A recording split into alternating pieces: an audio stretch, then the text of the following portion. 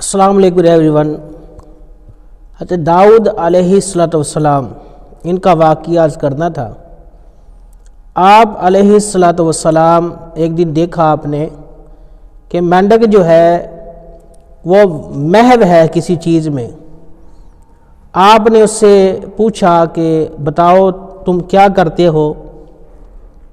تو مینڈک نے جواب دیا کہ اللہ کے نبی علیہ السلام میں 70 سالوں سے اللہ تعالیٰ کے ذکر میں مشغول ہوں۔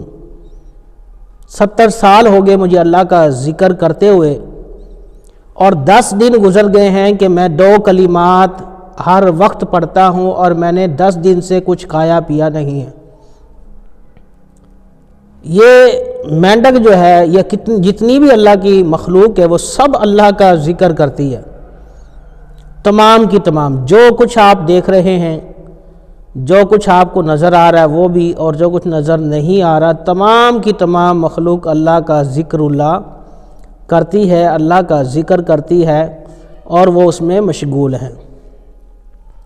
ایک دن آپ حجرے مبارک میں بیٹھے تھے کہ زبور شریف کی تلاوت فرما رہے تھے کہ آپ نے دیکھا کہ مٹی سے ایک کیڑا نکلا سرخ رنگ کا، اور دل میں خیال آیا کہ اللہ نے اس کیڑے کو کیوں پیدا کیا؟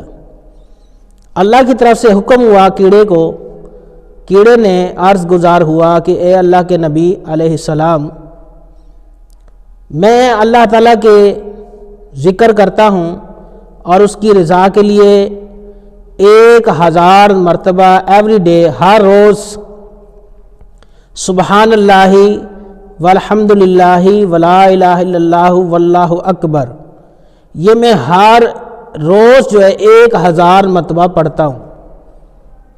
اور پھر عرض کیا کہ اے اللہ کے نبی، رات کی جو میری نائٹ ہے، ایوری نائٹ، ہر رات جو ہے میں 1000 مرتبہ درود پاک پڑھتا ہوں۔ اس طرح میرے زندگی وہ چل رہی ہے۔ اب آپ بتائیں میں آپ سے استفادہ کروں؟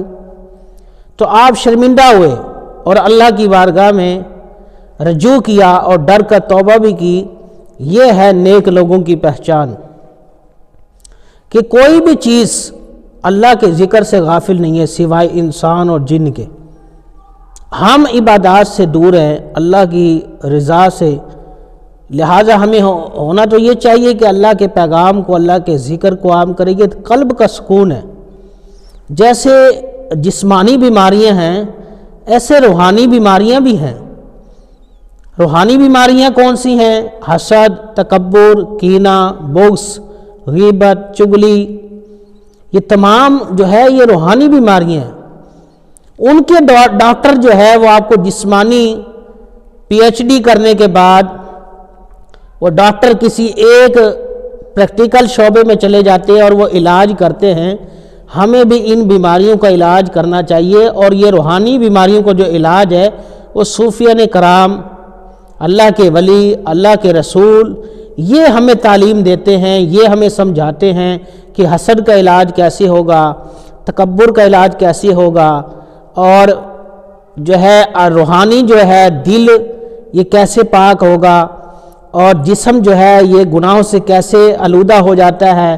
جیسے کہ حدیث مبارکہ میں آیا کہ جب انسان کوئی گناہ کرتا ہے تو دل پر ایک سیاہ رنگ کا نقطہ لگا دیا جاتا ہے، پھر گناہ کرتا ہے تو پھر نقطہ ایک سیاہ رنگ کا لگا دیا جاتا ہے، پھر نقطہ لگا دیا، اس طرح سارا دل سیاہ ہو جاتا ہے، اور ایک وقت آتا ہے کہ پھر انسان پر بھلائی کی بات جو ہے وہ اثر نہیں کرتی۔ اس طرح جو اگر آپ کے ساتھ ایسا کوئی مسئلہ ہے یا آپ کا کوئی میٹر ہے کہ آپ کو بھلائی کی دعوت یا کوئی نیک بندے کی تبلیغ آپ کو اچھی نہیں لگتی، تو اپنے دل کا علاج کرے۔ روحانیت جتنی بھی ہے وہ دلوں کا علاج جو ہے وہ اولیاء کرام اور روحانیات جو ہے اولیاء کرام اور اس کے پیغمبر، اس کے رسولوں سے مل سکتی ہے، اور آپ کے بہترین علاج غصے کا علاج، تکبر کا علاج، حسد کا علاج، غیبت، چغلی، حسد، تکبر، یہ تمام ایک روحانی بیماریاں ہیں۔ اس کا علاج ممکن ہے، اگر آپ کرنا چاہیں تو میں آپ کو ریکمینڈ کروں گا کہ اللہ کا ذکر کیا کریں، اس سے دنیا بھی آپ کی بنے گی اور آخرت بھی بنے گی۔ اور چونکہ ایک دفعہ سبحان اللہ کہنے سے اللہ تعالیٰ جنت میں کھجور کا درخت پیدا فرما دیتا ہے۔